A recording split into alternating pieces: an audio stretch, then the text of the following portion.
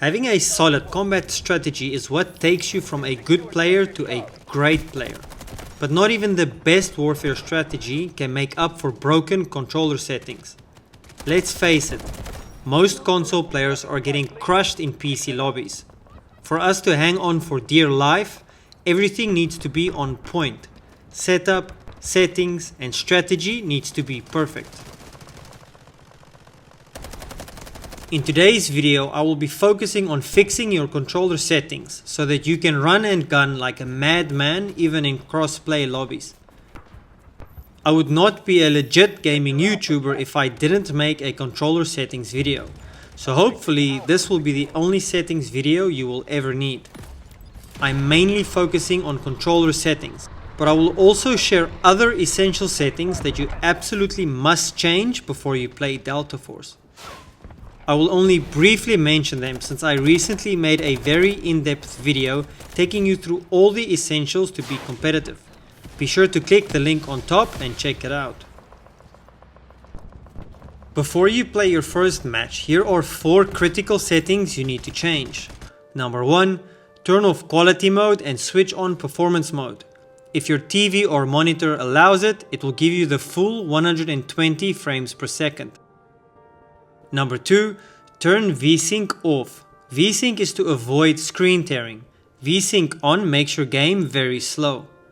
Number 3. Controller vibration and adaptive triggers off. Number 4. Although not critical, but switch on the performance parameters.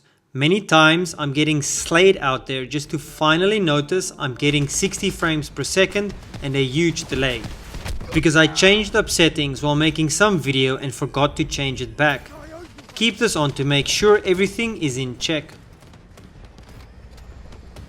Being able to shoot straight in Delta Force is quite essential.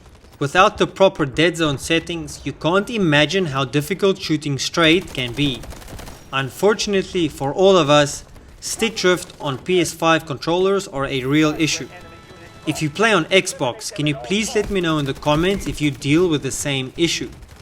Even more unfortunate for me, my controller's stick drift is becoming increasingly worse. Sometimes, no matter what, I can't stay on target. I'll have to invest in a new controller soon.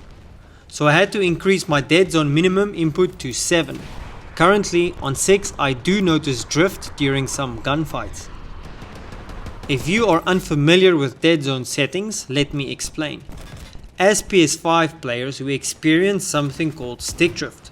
That is when you do not touch your analog sticks but still get minor movement. Setting your Deadzones fixes any unwanted movement. The default inner Deadzone settings in Delta Force is quite high and starts at 10. If you have some stick drift, you need to set it as low as possible without getting any drift.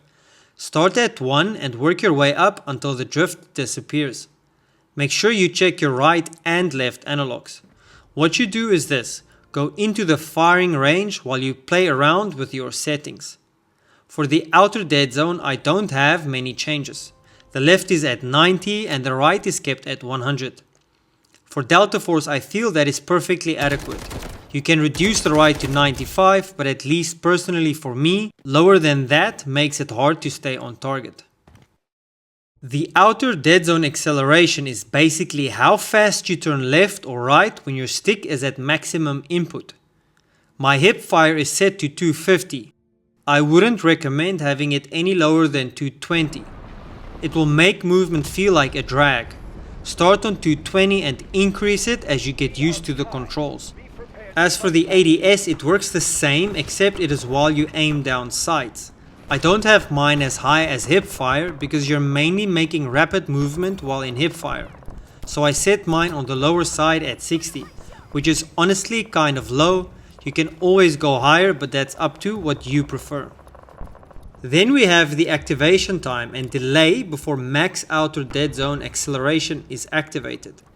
The delay setting sets the time it takes before max input is applied to your controls. Activation time is how quickly you reach max input once it's been applied. So you can set it to be instant or linear when you set it higher. I have both of mine on 4. I have gone down to 3, but it affects my movement just too much for my liking. I would not suggest going all the way down to 0. Between 3 and 5 is the sweet spot for me. That way you don't really feel any delay, but the risk of you moving at max input by accident isn't there. Play around with these two settings. Put them both all the way down to 0 and see how it feels for you. You have the exact same setting for ADS. I set them at 4 as well. They do not affect my style of play whatsoever. I don't think you need max input while you aim down sights.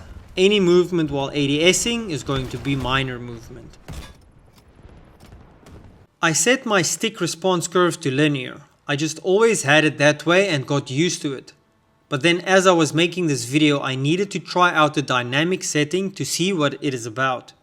And what I immediately noticed is that the minor movement you make is way quicker than on linear.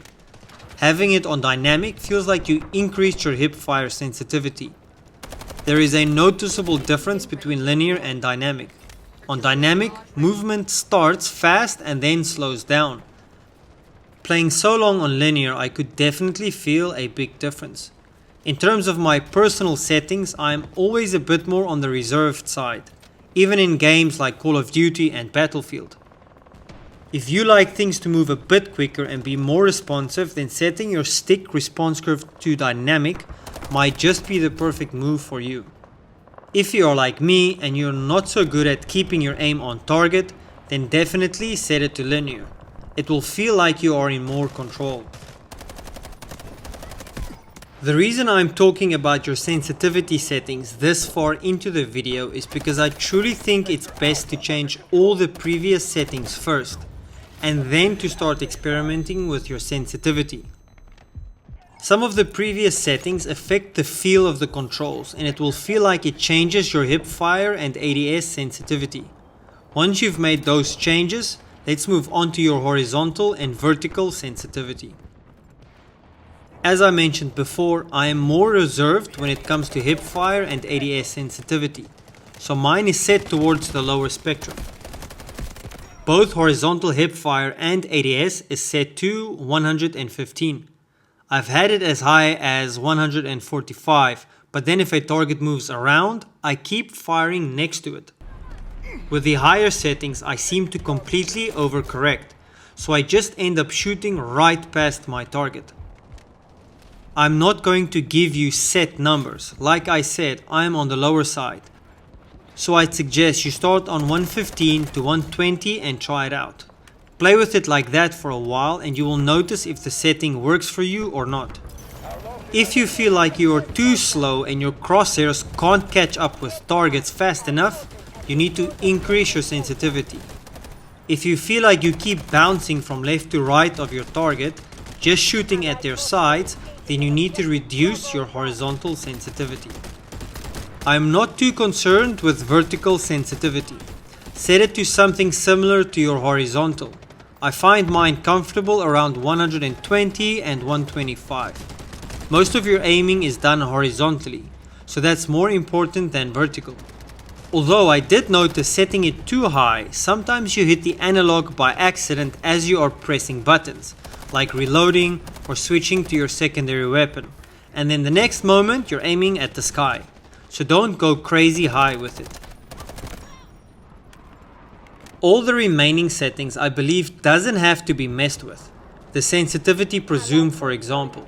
You can play around with it, but I don't think it will make that big of a difference. Maybe if you like to play with a sniper rifle. I was thinking of making a sniper video, but on Delta Force being a sniper is quite boring. From a distance, you need 2 shots for a kill at least, and there aren't as many good sniper spots. Playing 15 minutes per round, you get 10 to 15 kills. It's just not for me. But perhaps if you like being a sniper, you can get into the sensitivity presumed settings. For most people, I don't think it makes a big difference. The final settings I have for you is custom controller settings. The main thing I change is the crouch button. I move it from circle to R3. That way I can crouch and look around at the same time. I don't need to take my thumb off the right analog. At the very least, you need to do the same. You will get used to it quite fast. You could also make your aim and fire L1 and R1 if you have a normal controller like me. Apparently, it does make the reaction time faster. For comfort's sake, I just keep it at L2 and R2, but I know of a few people who do change it. As far as it goes for controller settings, this is what I have for you. Try and change the settings in the order I gave them for you in this video. Make sure your horizontal and vertical hipfire and ADS sensitivity is set at the end. They should be your final tweak settings. Once you've made these changes and you saw an improvement, please let me know in the comments which setting has been a game changer for you.